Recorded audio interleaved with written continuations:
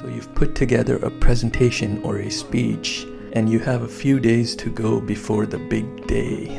How can you be sure that you are making the most of your prep time? Well, stick around, because in this video I'm sharing 8 tips that make the biggest difference before it's your time to shine before an audience. The number one thing you must do is to approach your presentation with the mindset of an athlete. In sports, there's a saying that practice doesn't make perfect, it's perfect practice that makes perfect. You have to engage in proper practice. Only then will you be able to deliver an impressive, engaging presentation. Preparing for a presentation is akin to an athlete training for the big game. Each practice session is designed to build certain skills with the goal that you have prepared to put your absolute best foot forward.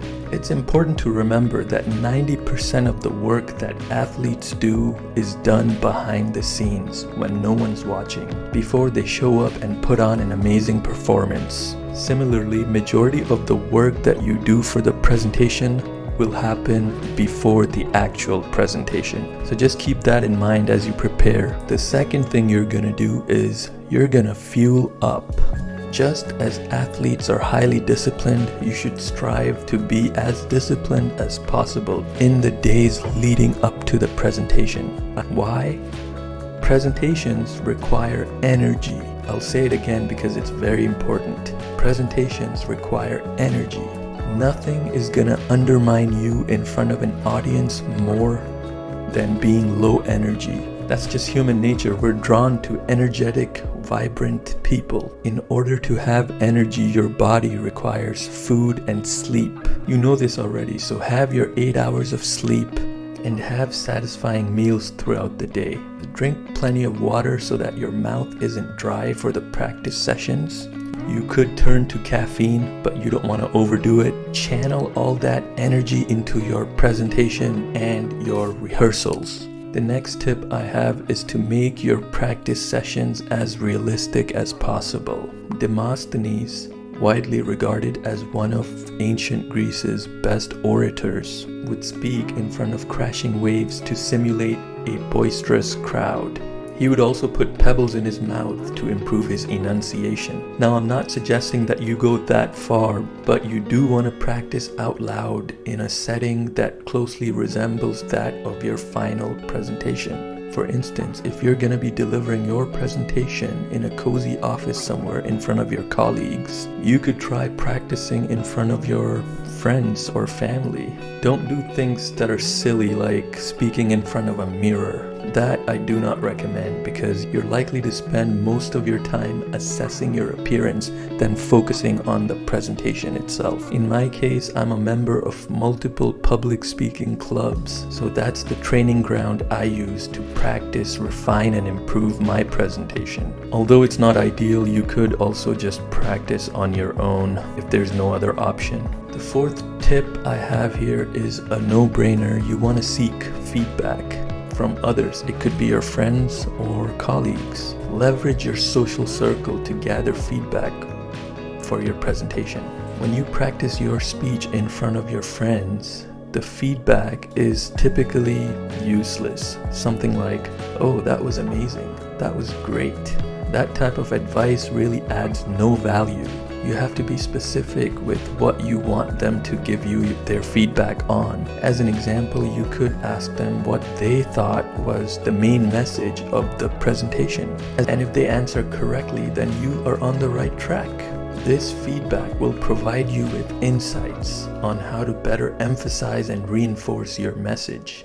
The fifth tip I have is to manage your fears. The best deterrence against fear is preparation. What else can you really do? That's all you can do. For most people, what triggers crippling anxiety is the fear of failure. I personally used to suffer from this myself, but then over the course of my journey to becoming a seasoned public speaker, I realized something. I realized that it's okay to be imperfect. Oddly enough, it wasn't the amazing jaw-dropping presentations and speeches that I learned this from. but it was the not so perfect speeches. Speeches that would make me go, that was terrible. I know I can do better than that. I mean, I have seen some disastrous speeches. Everything from people completely forgetting their lines and freezing up, to reading the entire speech from a laptop. Maybe it's just me, but I find it sort of comforting knowing that even if I completely blow it, the world will go on. That is not a big deal. It could very well be a big presentation for you in front of a huge crowd, but if you trick your brain into thinking that this is just routine for me, I find that I do better. The alternative is to be completely obsessed with your speech and spend every waking second working on it. You're likely to experience more anxiety if you do that, in my experience. The sixth tip I have here is to give yourself ample time for practicing your speech. Ideally, I like to practice my speech for a week or so with 3 sessions daily. It's important not to rush the practice sessions for several reasons. Typically, I find that as I rehearse my speech, my written speech also evolves. The speech outline undergoes at least a couple revisions.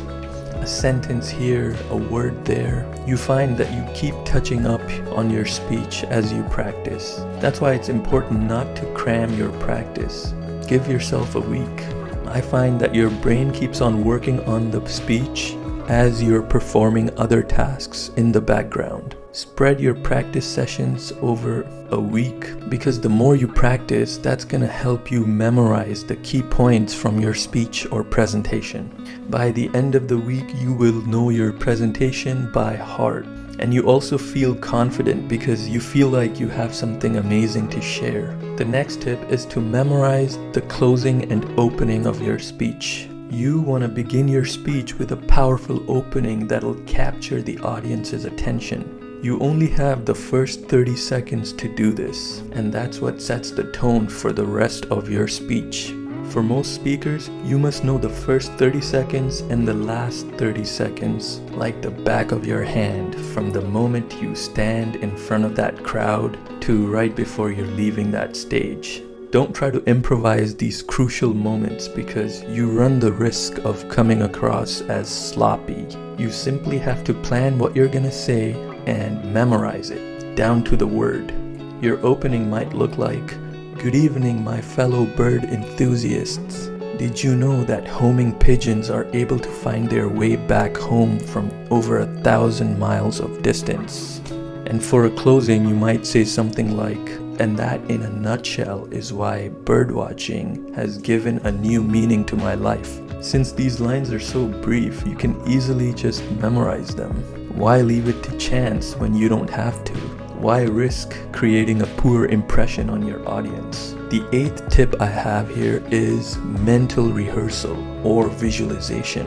Mental rehearsal is a technique used by many athletes to enhance their physical performance. This is what you do. You visualize what success looks like. Picture yourself giving an amazing speech. What gestures did you use? Did you project your voice well? Imagine yourself making eye contact with the members in the crowd. Think about how proud you would feel having delivered such an amazing speech. You want to channel all that confidence and strength of belief into your presentation. Mental rehearsal by itself is not necessarily useful, but when coupled with physical training, athletes find that they're able to perform better. And there are studies out there to prove that mental rehearsal works. So whether it's a game or a presentation, a few focused moments of mental rehearsal can positively impact your presentation. Well, there you have it, folks. These are some of the main tips that I have personally implemented in my journey to becoming a seasoned speaker. If you found that video valuable, please consider liking and subscribing. I plan on creating a whole playlist on this subject, so stay tuned for that. Remember to stay hustling and stay on that grind.